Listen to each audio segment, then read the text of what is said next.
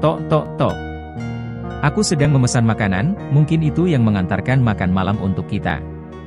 Kamu tunggu di sini, ucap raja. Ia melarang ratu keluar karena gadis itu hanya memakai kemeja dan celana pendek ketat. Celana itu biasanya hanya digunakan untuk dalaman, tapi malam ini, ia menggunakannya untuk tidur.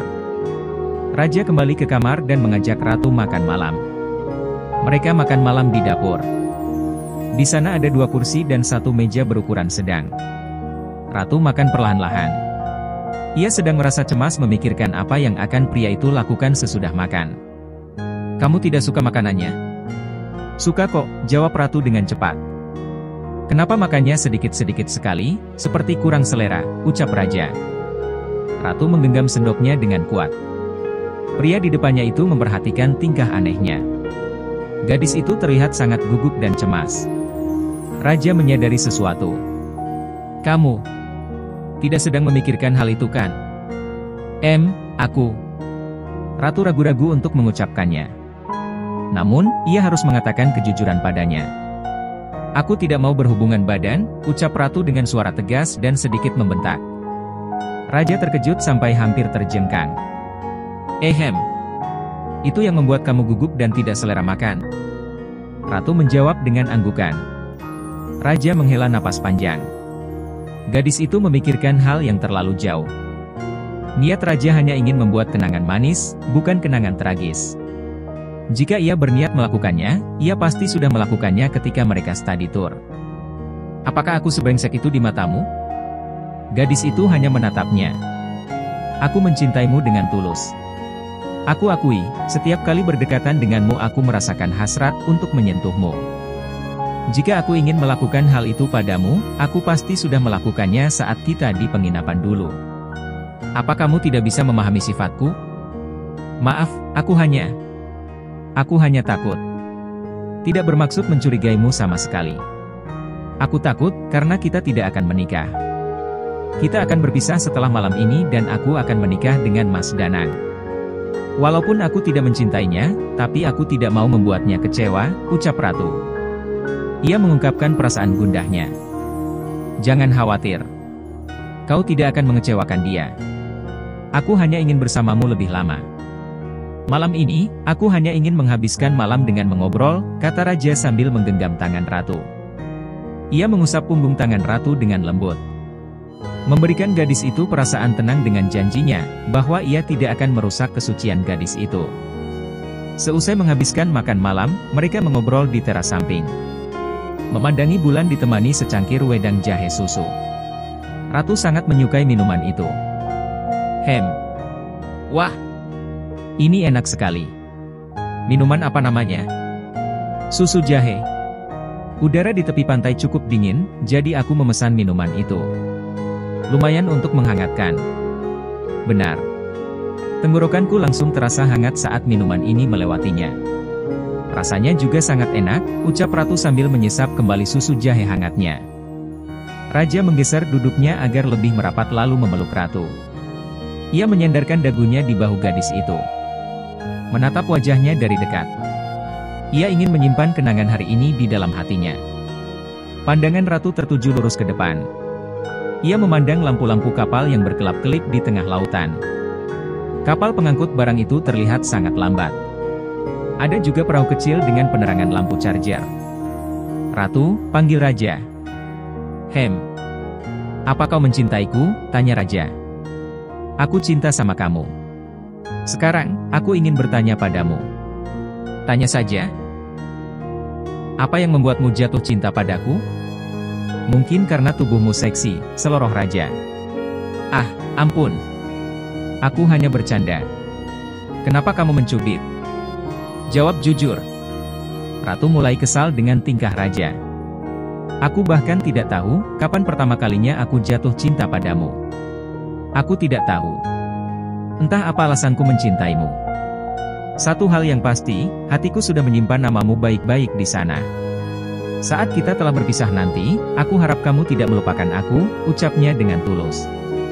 Ia menangkup dagu gadis itu dan mengecupnya sekilas. Kecupan ini, aku akan selalu mengingat rasanya. Ratu menaruh gelasnya di meja. Ia naik ke atas pangkuan raja dan mengecupnya dengan penuh gairah. Raja terkejut dengan ratu yang mengambil inisiatif lebih dulu. Mereka saling berpagut, menumpahkan hasrat cinta yang menggelora. Raja bangun dan menggendong ratu ke dalam sambil terus berciuman. Ah! Ratu memekik pelan saat raja melemparkan tubuhnya ke tengah ranjang. Mereka kembali berpagut dan bertukar saliva. Di atas tempat tidur dengan sprei berwarna putih itu, mereka saling mencumbu. Desahan pelan itu menambah panas suasana. Mereka tidak berbuat hal yang telah mereka sepakati untuk tidak dilakukan. Raja dan ratu masih berpakaian lengkap. Remaja itu hanya mengecup bibir, wajah dan leher kekasihnya. Setelah setengah jam bercumbu, mereka berbaring. Raja menarik selimut dan menyelimuti tubuh ratu sampai ke dada. Ini sebagai pengaman. Kamu tidur di bawah selimut, aku di atas selimut. Jangan usir aku keluar dari kamar karena aku ingin tidur sambil memelukmu, ucap raja. Ia mengecup kening ratu lalu berbaring sambil berpelukan dengannya. Ratu menggeliat saat cahaya mentari pagi menyapa wajahnya. Saat ia membuka mata, raja sudah duduk di tepi dengan pakaian rapi. Ia mengecup kening ratu lalu mengucapkan selamat pagi. Selamat pagi, Queen. Selamat pagi. Kamu sudah rapi. Mau kemana? Tanya ratu. Ia bangun dan duduk menatap raja. Pria itu hanya tersenyum kecil. Ia mengusap-usap puncak kepala ratu. Dengan berat hati, mereka harus berpisah hari ini. Kamu lupa? Kita harus pulang ke Jakarta hari ini. Ah, benar. Pagi ini, kami harus berpisah. Rasanya kemarin hanyalah mimpi yang hinggap sekejap dan menghilang saat pagi tiba. Andai aku bisa menghentikan waktu, aku akan hentikan saat ini juga. Ratu terlihat sedih. Dengan penuh perhatian, raja memeluk dan menghiburnya. Jangan bersedih. Kita sudah sepakat untuk mengakhirinya dengan indah. Jangan merusak kenangan indah yang sudah kita ciptakan kemarin sampai pagi ini. Sekarang, cepat bangun dan pergi mandi. Setelah sarapan, kita pulang, ucap raja. Ia segera keluar dari kamar. Tidak ingin wanita yang dicintainya itu melihat kesedihan di matanya. Ia bisa menghibur ratu untuk tidak bersedih. Kenyataannya, raja juga tidak mampu menahan kesedihan. Seusai sarapan mereka pergi ke halaman villa. Berdiri bertatapan dengan perasaan tidak rela. Namun, mereka harus tetap berpisah. Hah, sudah waktunya kita mengakhiri mimpi. Mulai hari ini, kita putus. Kita tempuh jalan hidup masing-masing. Semoga kita bahagia dengan siapapun kita hidup di masa depan, ucap raja. Semoga kita bahagia. Selamat tinggal rajaku. Kau memanggil seperti itu saat kita akan berpisah. Aku jadi sedikit tak rela untuk berpisah, kelakar raja. Baiklah. Selamat tinggal, Queen. Raja mengulurkan tangannya ke arah ratu. Mereka berjabat tangan sambil menahan rasa sedih di dalam hati. Setelah berjabat tangan, mereka berbalik dan melangkah ke arah yang berbeda. Raja pergi ke arah parkiran motor dan ratu ke parkiran mobil. Langkah mereka terasa berat, seolah kaki mereka memakai rantai besi yang sangat tebal dan besar. Sebelum naik ke mobil, ratu berbalik dan memanggilnya. Raja! Pria itu berbalik dan tersenyum. Aku masih boleh mengirim pesan, tanya ratu. Raja mengangguk dan gadis itu tersenyum senang. Mereka kembali ke Jakarta dengan rute yang berbeda. Ratu kembali melalui jalur bebas hambatan, sedangkan raja tidak bisa mengikutinya karena menggunakan motor. Kisah mereka berakhir di pantai Marbella Anyer. Jihan pergi ke rumah Tristan karena orang tuanya masih belum kembali dari luar kota. Ia merasa jenuh di rumah. Jika di rumah Tristan, suasananya lebih ramai. Ia meninggalkan neneknya di rumah bersama pembantu dan perawat. Sebelum pergi, Jihan meminta izin sang nenek terlebih dulu. Seruni mengizinkan, karena itu Jihan pergi. Om, Tante, sedang apa? Tanya Jihan. Kami sedang menunggu raja sayang. Kamu sudah sarapan? Sudah Tante. Masa jam 10 belum sarapan, nanti Jihan pingsan, kelakar Jihan. Kamu bisa saja, ucap Haruna menanggapi gurauan Jihan. Mereka terlihat sangat cemas. Jihan menduga terjadi sesuatu yang buruk. Mereka tidak akan seperti itu jika tidak ada yang terjadi, tapi apa? Gadis itu bertanya-tanya sendiri di dalam hati. Tidak berapa lama, raja datang dengan motornya. Haruna dan Tristan segera menghampirinya. Ia bahkan belum membuka helmnya dan kedua orang tuanya sudah memberondong dengan berbagai pertanyaan. "Raja, kamu kemana sayang? Sejak kemarin, Mama menelepon ponsel kamu, tapi tidak aktif. Saat Mama menelepon ke Sukabumi, mereka bilang kamu sudah kembali sejak Sabtu malam. Katakan sama Mama, kamu kemana?" Jihan mengerti sekarang, mengapa Om dan tantenya begitu cemas. Ia menghampiri mereka dan menyimak pembicaraannya. Penasaran juga hatinya, kemana saja Raja sampai sehari semalam tidak pulang. "Raja menginap di rumah teman Ma," jawab Raja sambil membuka helmnya. "Kamu tidak bohong?" Tristan melihat kebohongan di wajah Raja. Walaupun Raja lebih dekat dengan ibunya, namun, ia sangat paham dengan sikap Raja ketika anak laki-lakinya itu berbohong. "Tidak, Pak." Raja tetap bersikukuh dengan ucapannya. Tristan terpaksa percaya. Ia tidak mau membuat Haruna khawatir dan stres memikirkan putra mereka. Jelas ada yang dia sembunyikan dari kedua orang tuanya dan Tristan menyadari hal itu. Ia akan membicarakan itu saat mereka hanya berdua nanti. Untuk saat ini, ia akan membiarkan Raja. "Kamu pergi sama pacar kamu ya?" tanya Jihan. Usia gadis itu memang di bawah usia Raja. Namun, silsilah keluarga mereka tetap lebih tua keluarga Jihan. Itulah sebabnya, Syahira dan Raja tetap memanggil Jihan dengan panggilan kakak. "Sok tahu nih Kak Jihan." Raja segera pergi ke kamarnya atau dia akan mendapatkan lebih banyak pertanyaan. "Ya sudah kalau tidak.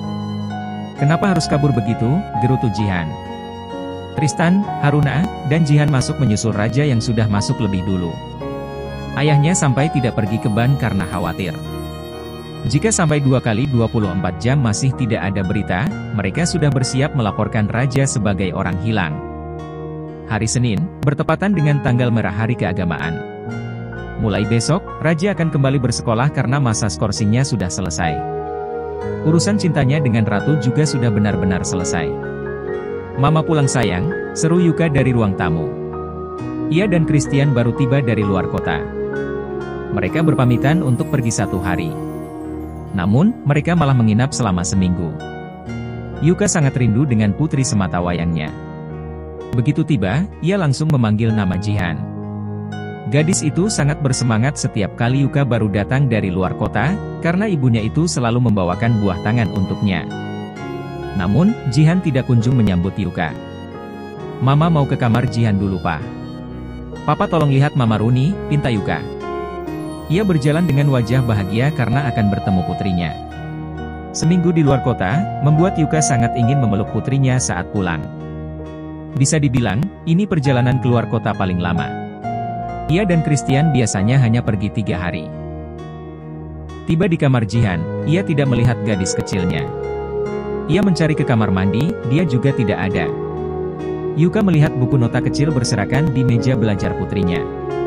Ia merapikan dan menaruhnya di laci. Ada sebuah amplop coklat lebar di dalam laci. Rasa penasaran membuat Yuka mengambil amplop coklat itu. "Dari Rumah Sakit Sejahtera?" Yuka bertanya-tanya. Ia tidak ingat pernah membawa Jihan berobat. Dengan hati-hati, ia membuka amplop coklat itu dan mengeluarkan isinya. Ada sebuah foto hasil ronsen dan amplop putih hasil cek laboratorium. Kedua tangan Yuka gemetar saat ia membaca hasil cek laboratorium. Air mata menggenang membanjiri pelupuk mata indahnya. Dunia seolah runtuh menimpa tubuhnya. Ia terjatuh bersimpuh di lantai. "Ini tidak mungkin. Tidak mungkin. Jihan." Ketabahannya hancur, ia pun menangis sejadi-jadinya. Christian sedang berbicara dengan ibunya, saat ia mendengar Yuka menjerit, ia segera berlari mencari Yuka. Betapa terkejutnya Christian saat melihat Yuka menangis histeris sambil mendekap kertas dan selembar foto X-ray. Ia bertanya khawatir. "Kamu kenapa sayang?" "Jihan, Pak. Jihan sakit kanker tonsil," ucap Yuka di sela isak tangisnya. Christian yang berjongkok seketika terduduk lemas. Bagaikan disambar petir maha dahsyat. Tubuhnya kaku, mulutnya menganga, dan hatinya terasa remuk redam. "Tidak mungkin. Sejak kapan dia terkena penyakit itu?" tanya Christian tak percaya. Ia merebut kertas di tangan Yuka. Christian semakin hancur saat melihat tanggal yang tertera di hasil tes laboratorium. 3 tahun lalu. Jadi, dia sering sakit karena memang menderita penyakit parah. Dia menyembunyikannya dari kita. Kita harus selamatkan Jihan, Pak. Mama tidak mau tahu. Jihan harus sembuh, ucap Yuka sambil terisak sedih. Iya, Ma. Papa akan membawa Jihan berobat ke rumah sakit terbaik. Kalau perlu, Papa akan membawa Jihan ke Singapura. Banyak pasien kanker yang bisa sembuh setelah dirawat dan diobati di sana, ucap Christian. Ia mengedarkan pandangan, di mana Jihan? Yuka menggeleng. Christian menelepon nomor Jihan, tapi ponselnya tertinggal di atas tempat tidur. Ia menelepon Tristan untuk menanyakan keberadaan putrinya. Christian bernapas lega saat mendapat jawaban bahwa Jihan memang ada di rumah Tristan. Jihan dan Syahira menonton drama Korea romantis kesukaan mereka. Tenggorokannya terasa kering dan ia pun batuk-batuk. Dengan panik, Syahira berlari ke dapur, mengambil air putih tanpa mempedulikan pertanyaan Raja. "Woi?" ditanya diam saja. "Dasar adik resek." Raja mengernyitkan dahi. Kenapa dia membawa air dengan panik? Ia segera bangun dan pergi ke kamar Syahira karena penasaran. Saat tiba di depan pintu, ia mencuri dengar pembicaraan mereka dari luar kamar. "Kak Jihan, minum dulu." Syahira memberikan gelas berisi air yang dibawanya. "Kakak bawa obatnya tidak?" tanya Syahira dengan suara cemas. "Obat," gumam Raja. Ia kembali mendengarkan pembicaraan Syahira dan Jihan. "Kakak lupa membawanya." "Ponsel juga tertinggal di tempat tidur," jawab Jihan sambil batuk. "Aduh, bagaimana ini? Kalau penyakit radang biasa sih, Syasha juga punya obatnya. Kalau kanker, Syasha harus cari kemana?" tanya Syahira. Di depan pintu, Raja membelalakan matanya. Ia tidak menyangka kalau Jihan sedang sakit parah. Raja membuka pintu dan menerobos masuk. "Kak Jihan sakit kanker?" "Sejak kapan?" tanya Raja dengan pandangan marah. Ia marah, karena Jihan tidak memberitahunya, sedangkan Syahira diberitahu. Raja yakin, kedua orang tuanya juga tidak diberitahu. "Jawab aku, Kak." Jihan bercerita sejak kapan ia mengidap kanker. Mereka tidak menyadari penyakit Jihan karena gadis itu mampu menutupinya dengan baik. Namun, bangkai yang sudah lama disimpan, bau busuknya tetap akan tercium. Hari ini, akhirnya tiba. Kedua orang tuanya dan juga Raja telah mengetahui penyakit Jihan.